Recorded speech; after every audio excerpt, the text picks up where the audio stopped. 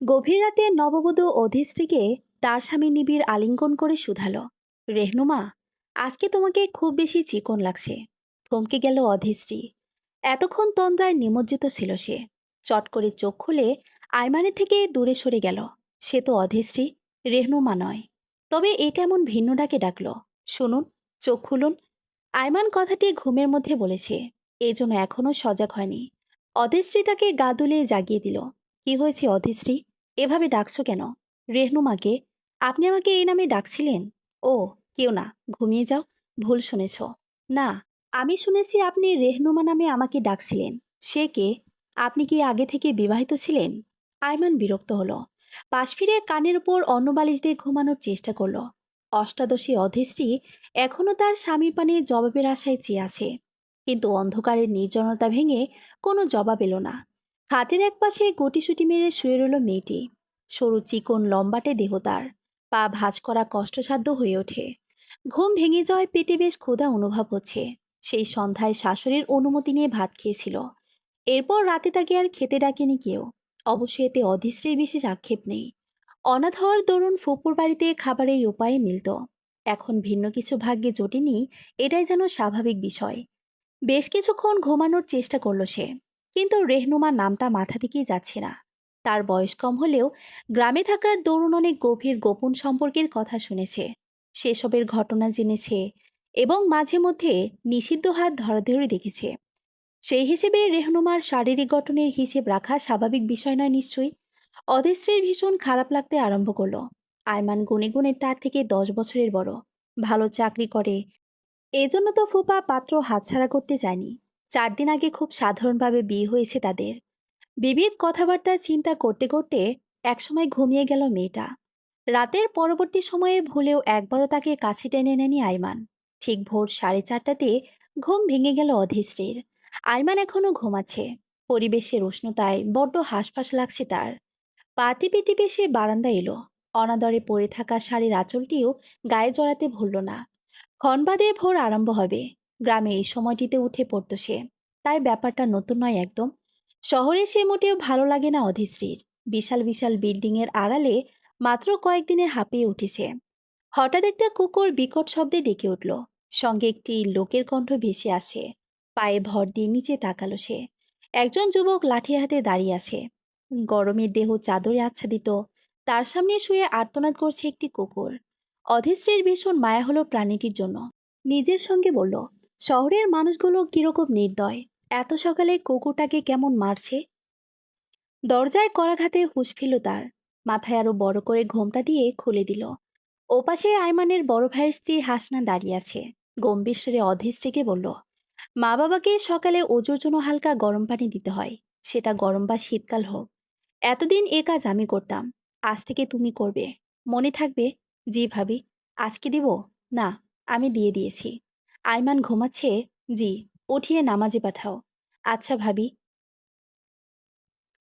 হাসনা চলে গেলে বিছানার কাছে ফিরে এলো অধিশ্রী।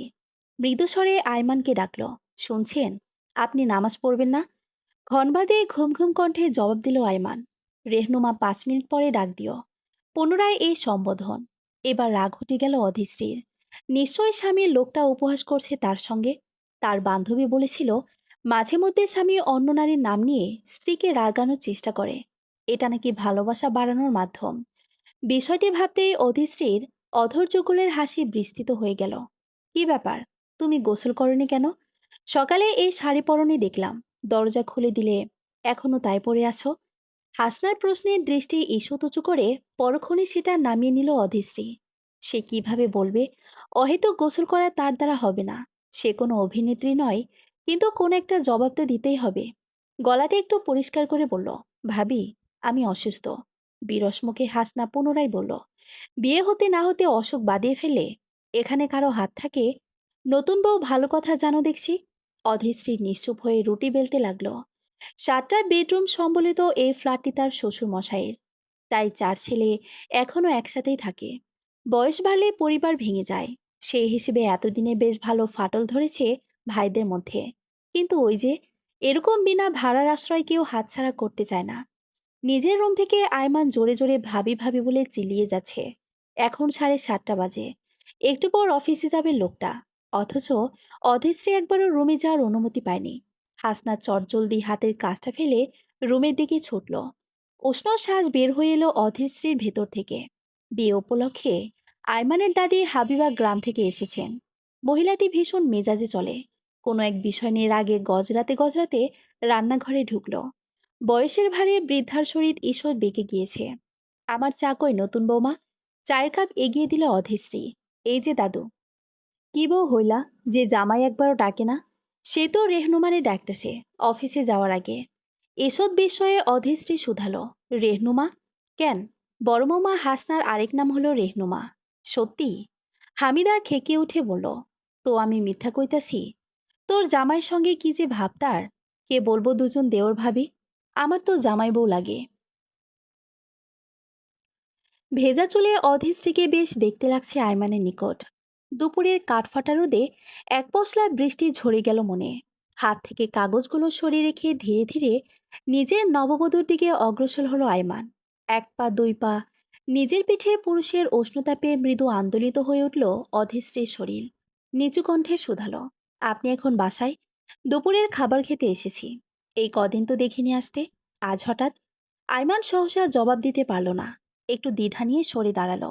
ভাবি বলল, স্পেশাল কি যেন করেছে, তাই লাঞ্চটা বাসাই করতে। ও।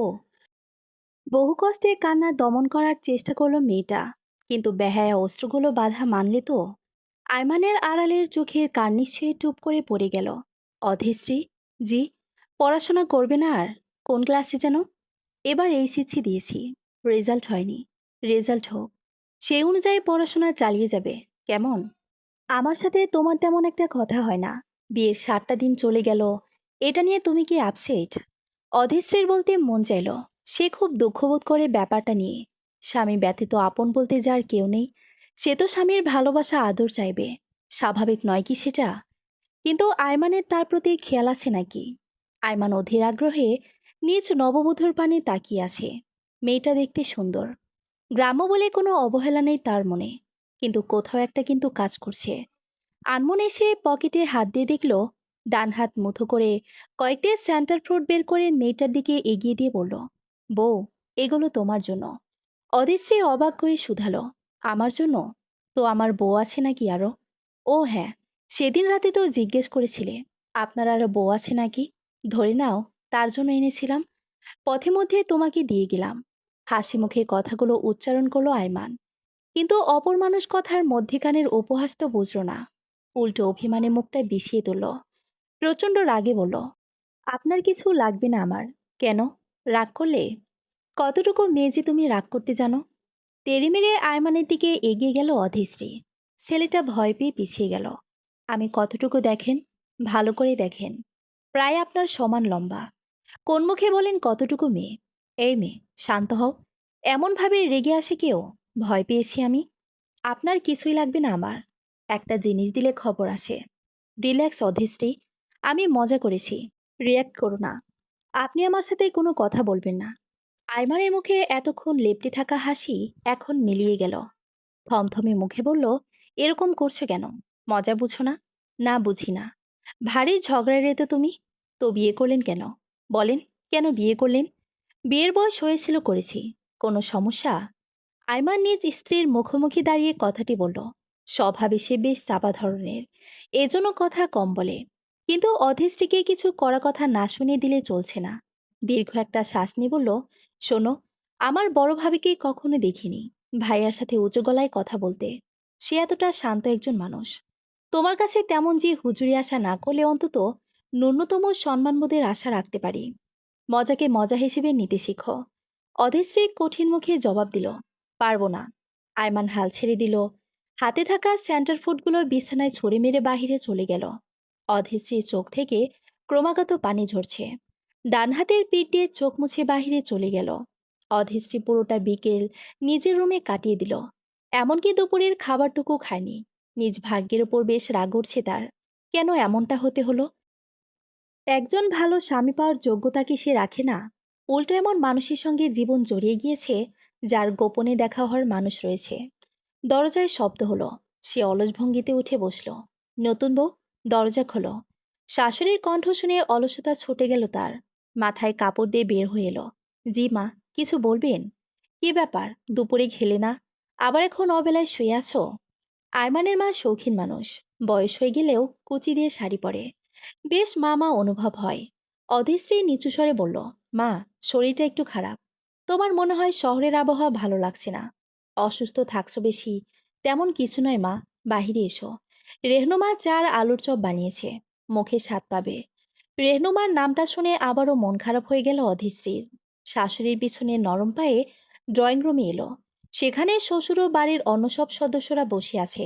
তাকে দেখে রেহনুমা শুধালো, তুমি মেয়ে ভারী চাপাতো, একটু কথাবার্তা বলো না, পাশে এসে বসো না। এমনি ভাবি, না চা খাও। অদেশ্রী হাত বাড়িয়ে কাপটা নিল। বেশ অস্বস্তি লাগছে তার। রেহনুমার সঙ্গে আয়মানের সখ্যতা কোনো সময় চোখে এড়ায় না তার।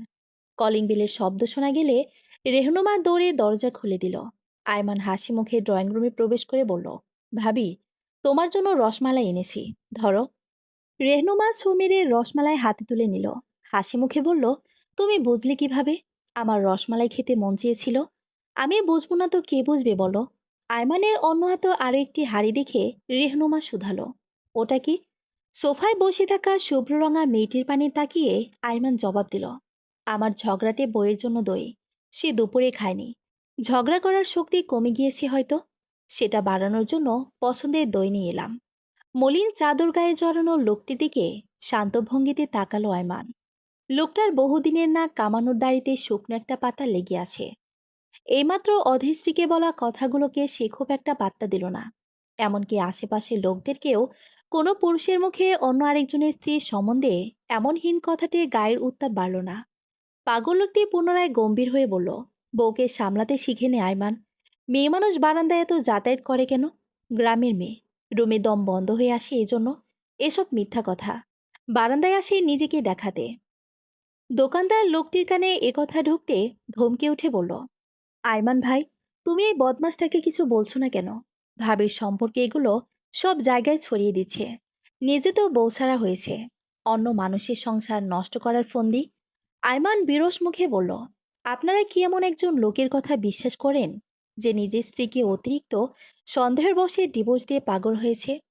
দোকানদার মাথা নাড়িয়ে বলল, না, বিশ্বাস করার প্রশ্নই আসে না। তবে শুধু শুধু সময় নষ্ট করে জাকির ভাইয়ের সঙ্গে তর্ক করে লাভটা কি? আমার বউ যথেষ্ট ভালো। স্মিথ হাসল দোকানদার। আয়মানের ক্রয় করা সব জিনিস এগিয়ে দিয়ে বলল, নতুন বিবাহিত জীবন অনেক ভালো চলছে, তাই না আয়মান ভাই? খারাপ চলছে না। পলিথিন হাতে দোকান থেকে বের হয়ে এলো আয়মান। তাদের বিল্ডিংয়ের সামনে এই দোকানটি। যাবতীয় প্রয়োজনীয় জিনিস এখান থেকে নেওয়া হয়। রাস্তায় নেমে এলে পেছন থেকে পাগল ধরনের জাকির নামের লোকটা ডেকে উঠল, আয়মান, বিশ্বাস করলি না তো আমার কথা? যখন বউ চলে যাবে তখন বুঝবি। মেয়ে মানুষ তারা, খুব ভয়ঙ্কর। হেসে নিজ গন্তব্যের উদ্দেশ্যে পা বাড়ালো আয়মান। জাকির একসময় হাসি খুশি একজন মানুষ ছিল, তার থেকে বছর চারেকের সিনিয়র, কিন্তু অতিরিক্ত সন্দেহবাতিক লোক। বিয়ের পরের দিন থেকে বউকে এটা ওটা নিয়ে বলতো, রাগারাগি করত। একসময় বিষয়টা গায়ে হাত লাগানো অবধি চলে গিয়েছিল। অবশেষে একদিন মেয়েটার বাবা মা প্রতিবাদ করে এবং নিজেদের মেয়েকে নিয়ে চলে যান। ডিভোর্সের 5 মাস পরে মেয়েটার নতুন করে বিয়ে হওয়া জাকির মেনে নিতে পারেনি। সেই সুবাদে ধীরে ধীরে মানসিক সমস্যা দেখা দেয় তার মধ্যে। এখন কি বলে, কি করে, সেই বিষয়ে কোনো হুঁশ থাকে না।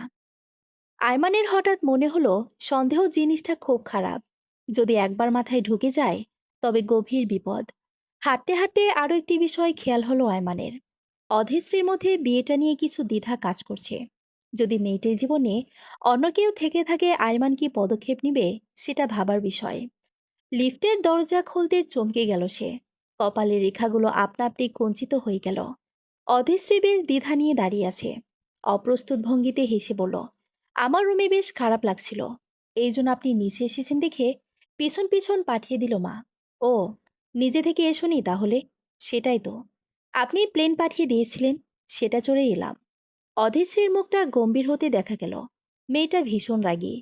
আয়মান চাপা এসে হাত বাড়িয়ে দিয়ে বলল, রাস্তায় হাঁটতে যাবে? হাতটা ধরো। স্বইচ্ছায় নিজ স্বামীর হাতটা প্রথমবার আঁকড়ে ধরল অধীশ্রী। পুরো শরীরে মৃদু কম্পন হলো তার। পুরুষ মানুষের উষ্ণতা এত মধুময় হয়, তা জানা ছিল না অধিশ্রীর। হয়তো এরকম মধুস্পর্শ আরো কত শত পাবে সে। সন্ধ্যার সময় অতিবাহিত হয়ে গেছে কিছুক্ষণ পূর্বে। এলাকার ভিতরে রাস্তা হওয়ার গাড়ির পরিমাণ খুব কম এখানে। নববধূর হাতটি 5 আঙ্গুলের ভেতর ভরে রেখেছে আয়মান। নরম তুলতুলে হাত। পাশ দিয়ে একটা রিকশা টুংটাং শব্দ করে চলে গেল। তুমি সত্যি আমার সমান প্রায় লম্বা, ছোট কেউ নয়। আধারে নিমজ্জিত অধিশ্রীর মুখখানা উজ্জ্বল হয়ে উঠল। স্বামীর সন্নিকটে চলে এলো। আমাকে কখনো ছোট ভাববেন না, সবকিছু পারি। তাই নাকি? তা শুনি কি কি? অন্যের বাড়িতে থাকতে যা যা শিখতে হয়। বাবা মা মারা যাওয়ার পর থেকে তুমি ফুপুর বাড়িতে থাকতে, তাই না? তারা কেমন ব্যবহার করতো? খুব বেশি ভালো, কিংবা খুব খারাপ নয়। ধরেন, আমি রাতে খাইনি তো ডেকে খাওয়ানোর কিংবা তরকারি ভালো অংশটুকু রাখবে এমন ছিল না। আমাদের বাসায় এমনটা পেয়েছো কখনো? অকপটে জবাব দেয় মেয়েটা। কয়েকবার পেয়েছি। সত্যি? আমি এমন কিছু খেয়াল করিনি। করেনি এতদিন? শুধু আজ দুপুরে খেয়াল করেছেন যে খাইনি। আইমান খেয়াল করলো কথাটি বলতে গিয়ে মেয়েটার কণ্ঠটা একটু কেঁপে উঠল। হয়তো দুঃখ পেয়েছে অনেক কিছু নিয়ে। হুট করে ভীষণ খারাপ অনুভব হলো তার। এক হাত দিয়ে নববধূকে আলিঙ্গন করে বলল, সরি বউ, প্রথম বিয়ে তো, অনেক কিছু ভুল হয়ে যাচ্ছে। ইস, আপনি আরো বিয়ে করবেন? দেখো, বিয়ে একটা জটিল বিষয়। ভালোভাবে বোঝার জন্য 2-4টি তো করতেই হবে। শয়তান লোক, ছাড়েন আমাকে। এই, এই, দাঁড়াও প্রিয়সী। পথ হারালে বাড়ি ফিরবে কিভাবে? আমি তো তোমার একমাত্র অবলম্বন। অধীরশ্রী থমকে দাঁড়ালো। দুচোখ ভর্তি অজস্র প্রশ্ন তার। আসলেও আয়মান ব্যতীত অন্য কোনো অবলম্বন নেই তার।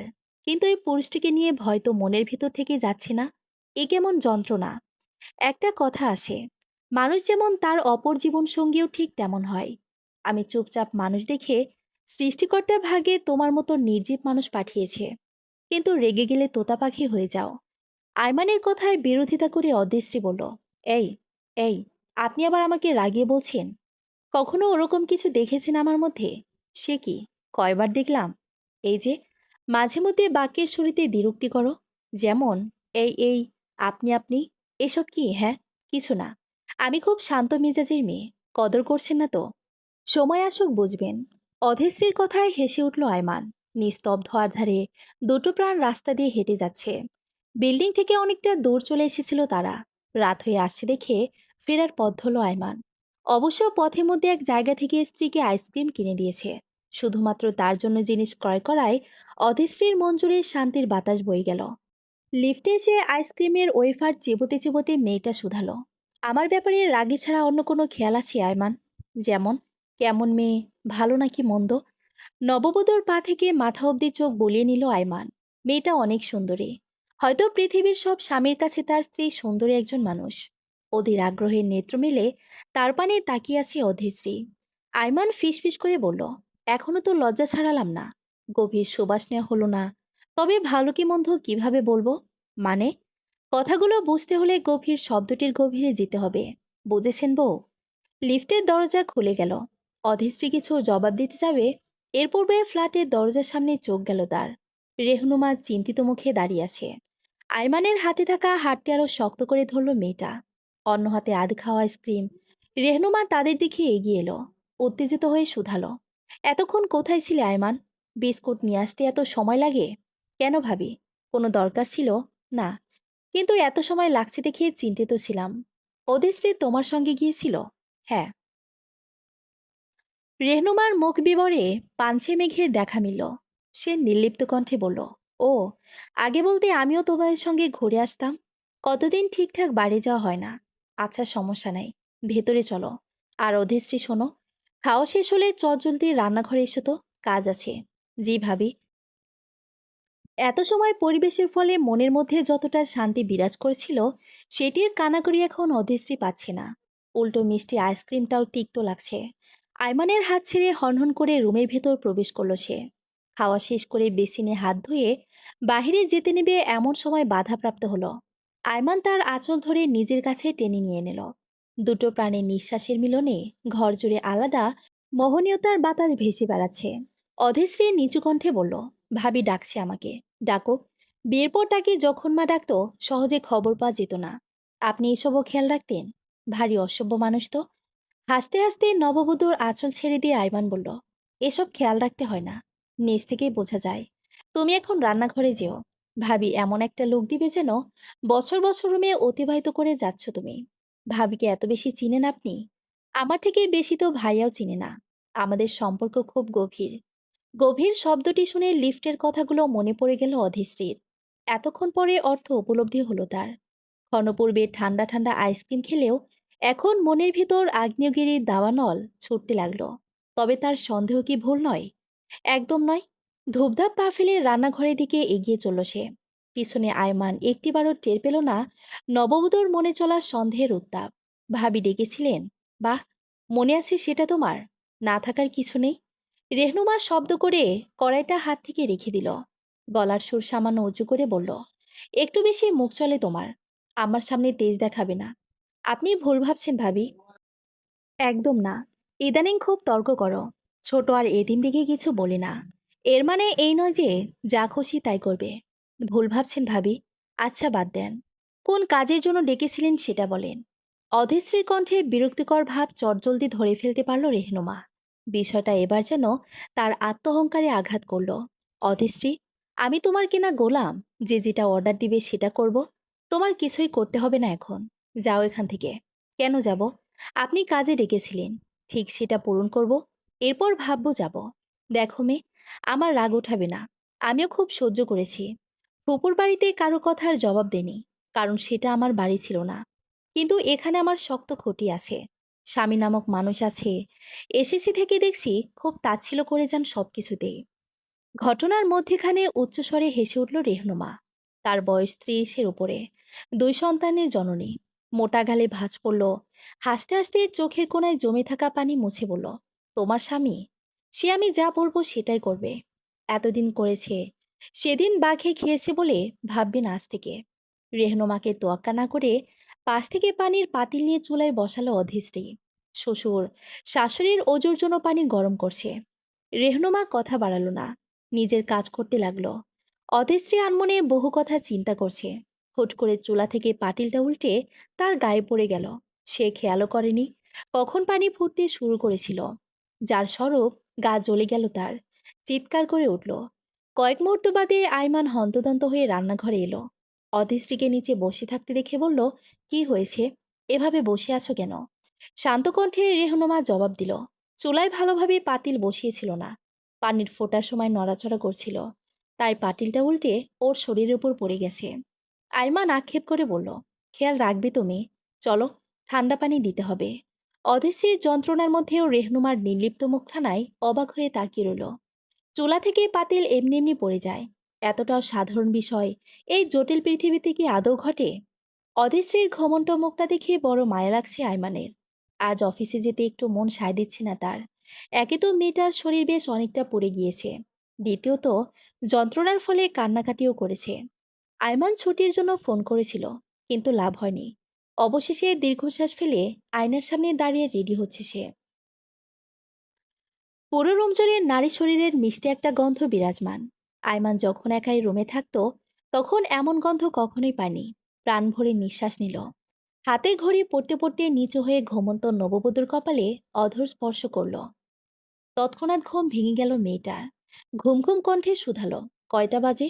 সকাল 8:30। আপনি এখন অফিসে চলে যাবেন? হ্যাঁ, তুমি শুয়ে থাকো। ঘুমিয়েছো একটু আগে? গতকাল রাতে অধিশ্রীর খুব একটা ঘুম হয়নি। তার শাশুড়ি সারা রাত সাথে ছিল। সকালে দুধ ছাগল নিজ হাতে অধিস্ত্রীকে খাইয়ে দিয়েছিল। তখন থেকে মেয়েটা ঘুমাচ্ছে। এমন মাতৃস্নেহ বহুদিন পর পেল এতিম মেয়েটা। আয়মান লোকটাও ভালো। ভীষণ ভালো কিনা সেই কথাটি এখনো অধিস্ত্রী ধরতে পারেনি। মেয়েটাকে নিশ্চুপ থাকতে দেখে আয়মান শুধালো, ব্যথা কমেছে? হালকা। আপনি এত চিন্তা করবেন না। সে কি, আমার ঝগড়া করার মানুষ অসুস্থ তো আমি চিন্তা করব না? এটা কখনো হয়? অধীশ্রী অধৈর্য গলে মৃদু হাসি রেখা ফুটে উঠল। আয়মান তার এলোমেলো চুলে হাত নাড়িয়ে দিল, আসছি আমি। নিজের খেয়াল রেখো নববধূ। জলদি আসবেন। চেষ্টা করব। কিছু খেতে মন চাচ্ছে, নিয়ে আসবো? না। আয়মান চলে যাওয়ার পর অধীশ্রীর ঘুমটা গাঢ় হয়ে ওঠেনি। তন্দ্রার মধ্যে খেয়াল করলো আয়মানের মা তাকে ডাকছে, নতুন বউ, ঘুমিয়েছো? তড়িঘড়ি করে উঠে বসলো মেয়েটা। নিজেকে গুছিয়ে বলল, না, জেগে আছি। ধরো, তোমার ফুপু ফোন করেছে, কথা বলো। অধীশ্রী হাত বাড়িয়ে ফোনটা নিল। হ্যালো বলতেই ওপাশ থেকে ভদ্রমহিলা ব্যস্ত হয়ে শুধালো, শুনলাম অসুস্থ তুই? সারা জীবন ফুপুর বাড়িতে কাজ করলে কিছু হলো না, মাত্র কয়দিন আগে বিয়ে হলো, অমনি শরীর পুড়ে গেল। ওরা কি অত্যাচার করছে? না ফুপু, বিষয়টা ঘটে গিয়েছে, তারা খুব ভালো। সত্যি করে বল আমাকে, এতটাও ফেলনা না যে অত্যাচার সহ্য করতে হবে। সত্যি বলছি আমি। তোমার শরীর কেমন আছে? ভালোই। তোর শ্বশুরবাড়ির লোকেরা সত্যি ভালো? অনেক ভালো ফুপু। আইমান তো পড়াশোনা করাবে বলেছে। বাবা মা খুব আদর করে। অসুস্থ দেখে মা নিজ হাতে খাইয়েও দিয়েছে। ওপাশ থেকে অধীর ফুপুর স্বস্তির নিঃশ্বাসের শব্দ শোনা গেল। ভদ্রমহিলা ধরা গলায় বলল, ভাই ভাবি যাওয়ার পর আমার সংসারে বড় হয়েছিস, অনেক সময় অবহেলা করেছি। ওসব মনে রাখিস না মা, তোর জীবন গুছিয়ে দেওয়ার জন্য কত চিন্তা করেছি। আয়মান ছেলেটা ভালো, মোটা অঙ্কের বেতন পায়, পরিবার ভালো, যতটা সম্ভব খোঁজ নিয়েছি। যদি কোনো খুঁত থাকে তবে মাফ করে দিস। বিরোধ ভাস করে অধীরশ্রী বলল, আরে ফুপু, এভাবে বলছো কেন? বাড়ির সকলে ভালো আছে? ফুপার শরীর কেমন? সবাই ভালো আছে। শোন, কিছু কথা বলি। সম্পর্ক দুদিক দিয়েই হয়। যদি কখনো আয়মানের ব্যাপারে মনে সংশয় আসে, তবে সরাসরি ওর সঙ্গে আলোচনা করবি। তা না হলেও শাশুড়িকে বলবি, কারণ ছেলেটা তার। নিজ থেকে ভুল ধারণা মনে রাখলে কি হয়? আমার মেয়েকে দেখে শিখিসনি কত সুন্দর সংসার ছিল? জামাইয়ের সামনে মাথা নিচু করেনি কখনো। ফল কি হলো? নিজের দোষগুলো মেনে চলবি। সংসারে আয়মান ব্যতীত তোর আহ্লাদ করার মানুষ নেই। তাছাড়া দেওর ভাসুরদেরও সম্মান করে চলবি। ঠিক আছে? আচ্ছা ফুপু, মনে থাকবে। ঠিক আছে, রাখছি। ঠিক মতো ওষুধ খেয়ে নেবে। ভালো থেকো। ফোনটা পাশে রেখে দিল অধীশ্রী। পোড়া জায়গাগুলোতে পানি জমেছে। ঠিকঠাক নড়াচড়া করতে কষ্ট হচ্ছে, তবু উঠে বসলো। জ্বরে মুখ তেতো হয়ে থাকার দরুন কিনায় মুখটায় বৃতৃষ্ণা জমে আছে। মাথায় তার গতকালের ঘটনা ঘুরছে। সত্যি কি রেহনুমা কিছু করেনি, নাকি গভীর কথা আছে? ক্লান্ত পরিশ্রান্ত আয়মান ফিরে এলো সন্ধ্যায়, দুহাত ভর্তি ফলমূল। সবগুলো মায়ের হাতে তুলে দিয়ে রুমের দিকে ছুটল। অধীশ্রী অল্প সময়ের মধ্যে তার তৃষ্ণা হয়ে উঠেছে। রুমের ভিতর ফাঁকা দেখে বারান্দায় উকি দিল আয়মান। উদাস চোখে নববধূ দূরাকাশে তাকিয়ে আছে। অধীশ্রী, স্বাভাবিক কণ্ঠে মেয়েটি জবাব দিল, নিজেকে বন্দি পাখির মতো লাগে জানেন, ফ্ল্যাটে একা একা ভালো লাগে না। আয়মান উপহাস করে বলল, তবে দুজন না তিনজন বানিয়ে দিই। তিনজন? সে, তুমি, আমিও বিড়াল। অধীশ্রী হেসে ফেলল। পিছন ফিরে আয়মানের বলিষ্ঠ বুকে মাথা ঠেকাল। নিজ থেকে কাছে আসার প্রথম উদ্বেগ তার। আপন মানুষের বুকে আলাদা রকমের শান্তি থাকে। একটা কথা জিজ্ঞেস করি অধীশ্রী, গতকাল রাত থেকে খুব করে আমার মাথায় চলছে। বলেন, রাতের ঘটনায় ভাবির কোনো হাত আছে? কারণ এতটা কাকতালীয় হয় না। কিছু সময় নিশ্চুপতার চাদরকে অবলম্বন করলো অধীশ্রী। এরপর ফিসফিস করে বলল, আমাকে বিশ্বাস করবেন? অবশ্যই। তুমি আমার স্ত্রী, সত্যি কিন্তু। তুমি সংকোচবিহীন বলো অধীশ্রী। আপনার গোপনে দেখা হবার মানুষ আছে তাই না? আর সেটা ভাবি। ঠিক বলেছি? বছর দুয়েক আগে থেকে ভাবিকে আমি একজন ভালোবাসার নারী হিসেবে দেখি। মানে তার প্রতি আকর্ষিত ছিলাম আমি। এ কারণে দুজনের এত বেশি কথা হতো, মেলামেশা হতো। ভাবির দিক থেকেও পজিটিভ কিছু ছিল। যদি আমার বিয়ে না হতো তোমার সঙ্গে, তবে হয়তো দুজনে খারাপ পথে পা বাড়াতাম। জীবনের কিছু প্রশ্নের উত্তর থাকে, যা না শোনায় শ্রেয়। কথাটি বহু বছর পূর্বে অদেশ্রীর বাবা তাকে বলেছিল। আজ কথাটির গভীরতা উপলব্ধি হলো তার। আয়মান কথাগুলো তার হাতখানা গভীরভাবে জড়িয়ে ধরে বলছিল। অধীশ্রী ছাড়িয়ে নিতে চাইলে সে আরো শক্ত করে ধরল। প্লিজ অধীশ্রী, আমি বুঝতে পারছিলাম বিষয়টা খুব খারাপ। ভাবিকেও কয়েকবার জানিয়েছি। সে বলতো এটাতে কোনো পাপ নেই, ভালোবাসা কোনো খারাপ জিনিস নয়। চিল্লিয়ে উঠল অধীশ্রী। হেসে বলল, ভালোবাসা ভুল মানুষের সাথে হওয়া কোনো ভালো কিছু না। ছি, ঘৃণা হচ্ছে আমার। তবে আমাকে কেন বিয়ে করলেন? দেখলেন, আমি একজন এতিম মানুষ, কেউ নেই দুনিয়াতে।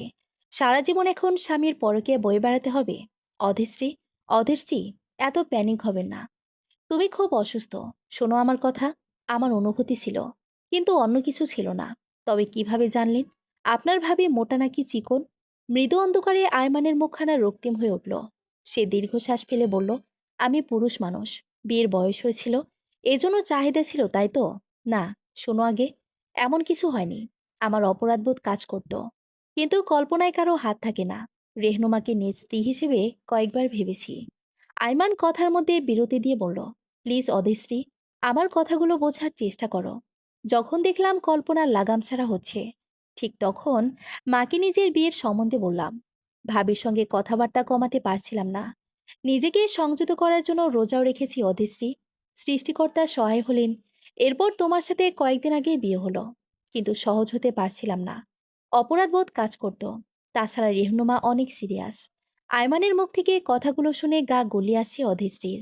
প্রাণপণে নিজেকে সংযত রাখার চেষ্টা করছে, কিন্তু দুঃখিত, ব্যথিত মন পুরোপুরি ভেঙে গিয়েছে।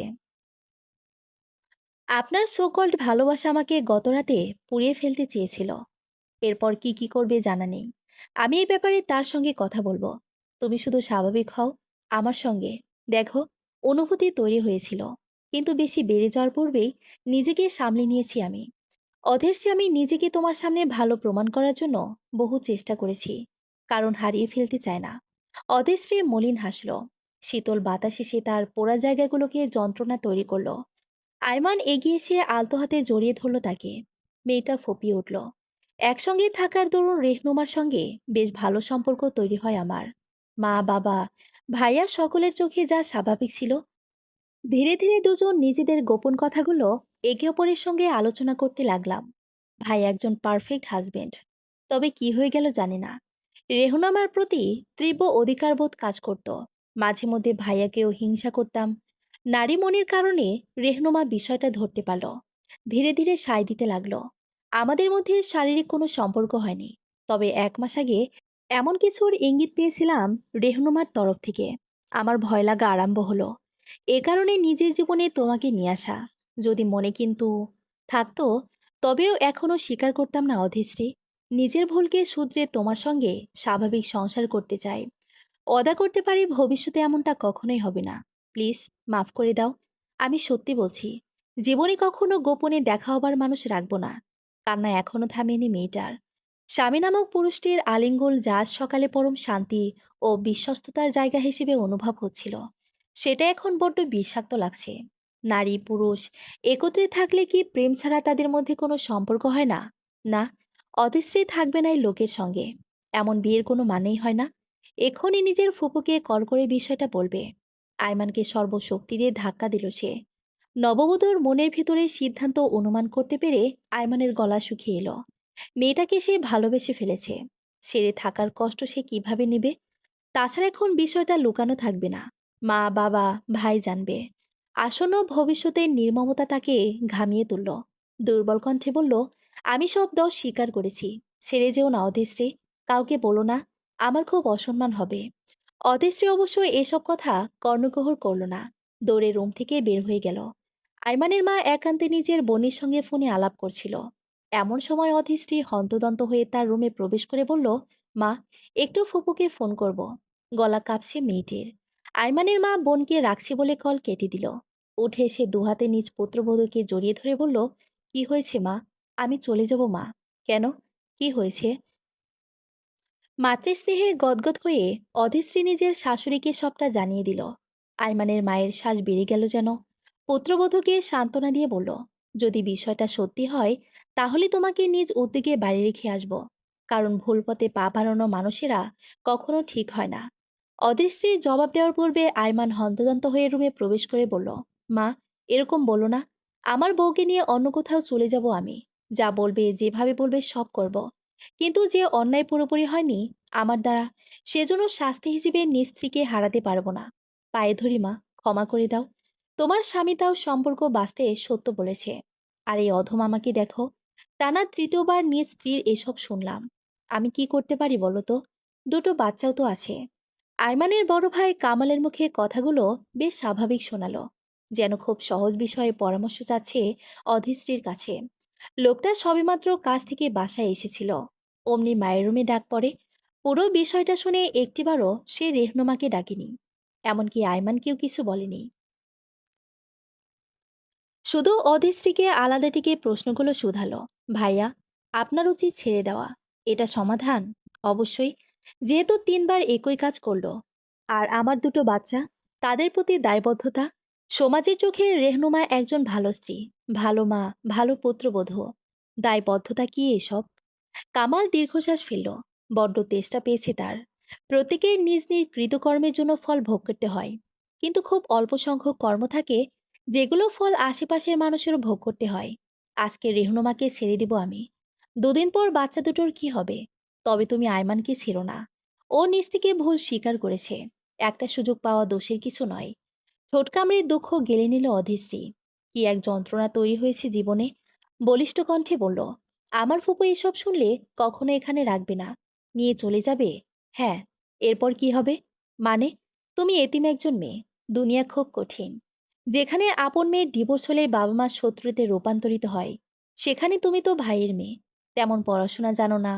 ভবিষ্যৎ কি খুব ভালো হবে? তাই যে ক্ষমা চায়, যে ভালো হতে চায়, তাকে সুযোগ করে দাও। অসীম ক্ষমতাধর সৃষ্টিকর্তাও কিন্তু চরম থেকে চরম পাপ করে মাফ করে দেন। সেখানে আমরা মানুষ কি? জীবনে কিছু মানুষ শুধরে যায় দ্বিতীয়বার ভুল করার জন্য নয়, বরং সোজা পথে চলার জন্য।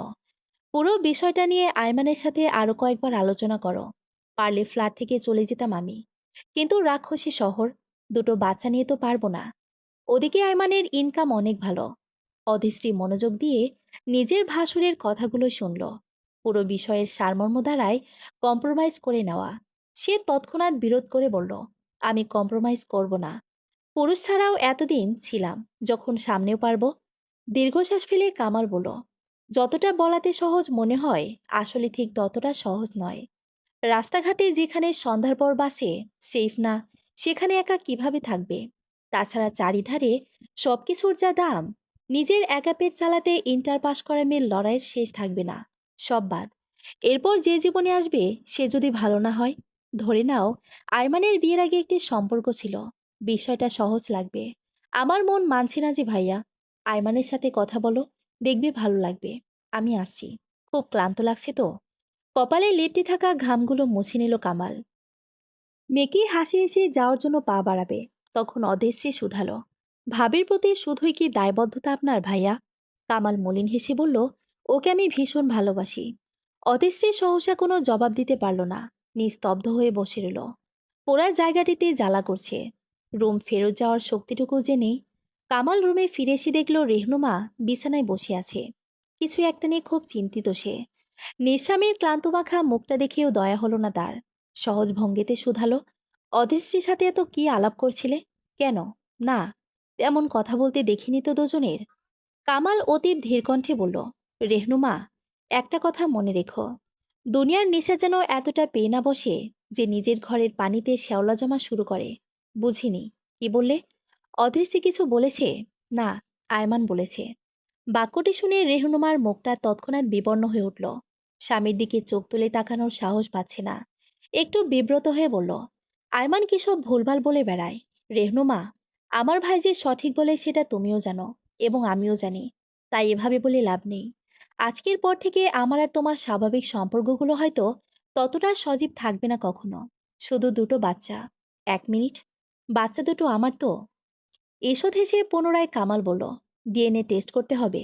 স্বামীর এহেন হীন কথায় একটিবার প্রতিরোধ করতে পারল না রেহনুমা। তার মাথা হেট হয়ে গেল। হয়তো আজীবন এমনই লজ্জা নিয়ে বাঁচতে হবে। অতি কষ্টে বলল, বাচ্চা দুটো আমাদের। এভাবে বলো না। যাক, বাচ্চা গেল। অশ্রমে পা বাড়ানোর পূর্বে কামাল পুনরায় বলল, বুঝলে রেহনুমা, যে অন্যায় করেও না শুধরায় সে মানুষ নয়। আসলে কুকুর, কারণ মনে করে আবর্জনা এক উৎকৃষ্ট বস্তু। আর যে অনুতপ্ত হয়ে ফিরে আসে কিংবা বাধা দেয়, সে নিঃসন্দেহে উত্তম কেউ। তুমি দেখো, এখন নিজেকে কি বানিয়ে রাখতে চাও? সবসময় যে শাস্তি পেতে হবে এমনটা নয়। রেহনুমা স্বামীর যাত্রাপানে উদাস হয়ে তাকিয়ে রইল। সংসার আর সুখে রইল না তার। গভীর রাতের কোনো এক মুহূর্তে নববধূ অধিশ্রীকে তার স্বামী আলিঙ্গন করে বলল, অধিশ্রী, আমার মন পচে গিয়েছিল। তুমি স্নিগ্ধ গোলাপ, হালকা একটু সুবাস দেবে। তন্দ্রা ছুটে গেল অধিশ্রীর। তবে আছে চমকালো না, ভয় পেল না। বরং ভালো মন্দ লাগায় উল্টো ঘুরে স্বামীকে গভীরভাবে আলিঙ্গন করে বলল, আপনি সত্যি আমার হয়ে থাকবেন? গোপনে দেখা হবার মতো কেউ তো থাকবে না?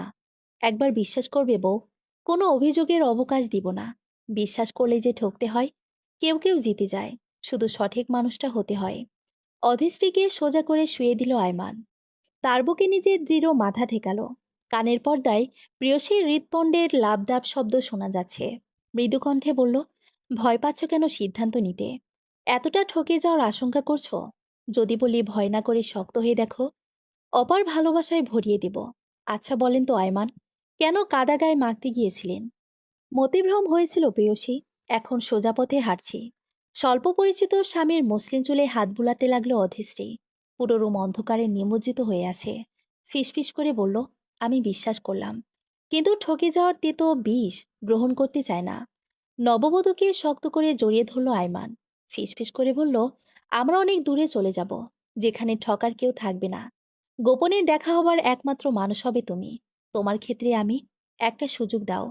গাঢ় অন্ধকারে তাকিয়ে অদৃষ্টি ভাবছে, ঠকে যাওয়ার ভয়ে একটা সুযোগ দেওয়া কি খুব ক্ষতি হবে? কে জানে এই প্রশ্নের উত্তর। সমাপ্ত।